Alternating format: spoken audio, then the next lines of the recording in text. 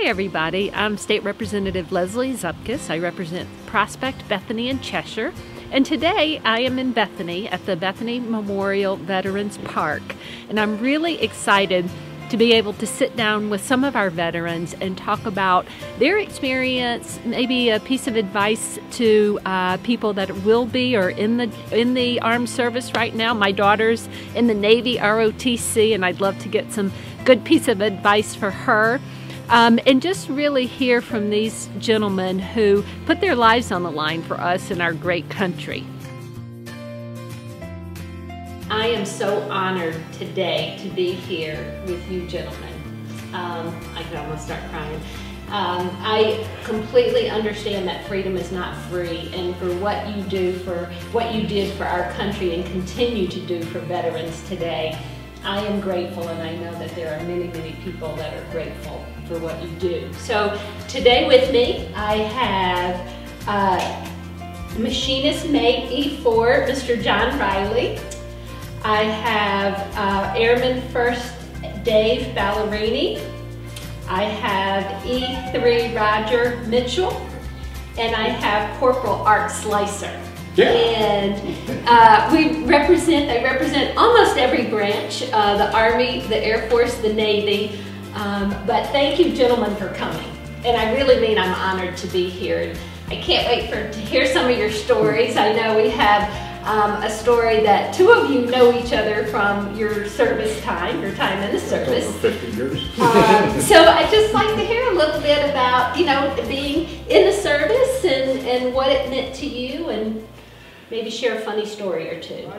Raj and I were roommates in Dover Air Force Base, but we never wore uniforms or any insignia when we came home, because at that time during the Vietnam era we were not well respected. But now I wear a hat and people come up to me and they say thank you for your service, and it really means a lot.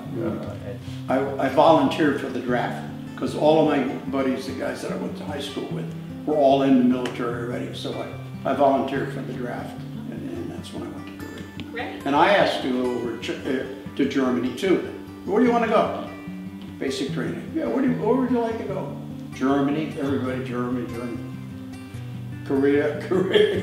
Yeah. Roger. Yeah, I joined because I didn't want to sleep in the mud, so that left the Army out. And just about that, a couple of years before that, the Marines marched 40 guys into a swamp and drowned them, and I said, forget that. And Navy, I can't swim a stroke. So I said, the Air Force is the only thing left. So I signed up, and I was all gung-ho for 20 years until I got the basic training. Then I said, okay, now I'm on a countdown for 4 years, and then I'm out. But I ended up, the official title was Reciprocating Engine Aircraft Mechanic. Grease monkey. Yeah, but I stayed on the ground. I didn't fly because I don't like heights. So you kept them in the air. I tried. Yeah. So Dave, you and Roger have an interesting share. We were actually roommates my last year, I guess it was. Something like that. And Raj had this big calendar up on the wall, and every day he would come in and he'd cross off a day. I got so many days left. And then finally he got out, and then I was out a couple of months after he was, and they asked, you know, they always want you to re-enlist and do icky things in Vietnam or something, and we didn't want any part of that. We have one good story. This one night they were serving liver at the chow hall, so we said, forget that. So we went to town, and there was an Italian deli up the street from the barracks, so we went there, we picked up a pound of provolone, the real good one, bottle of wine and a loaf of Italian bread. So we had that for supper that night. Not if you're a bit around provolone, but that stuff stays in the room for about a week. So the next morning we had come back from work, we had to knock on the door, we open it up, there's this major full dress uniform, white gloves, there for an inspection. But as soon as we opened the door, he says, don't you guys ever change your socks? Slammed the door. It was a crazy time. Just, you know, I found two of the guys I was on the boat. One lives in Hartford and the other one lives in Tennessee. We talk back and forth. I see him once in a while. But, you know, then I worked with the V.F.W, you know. What do you do with the V.F.W? I was a service officer. Great. So Great service officer.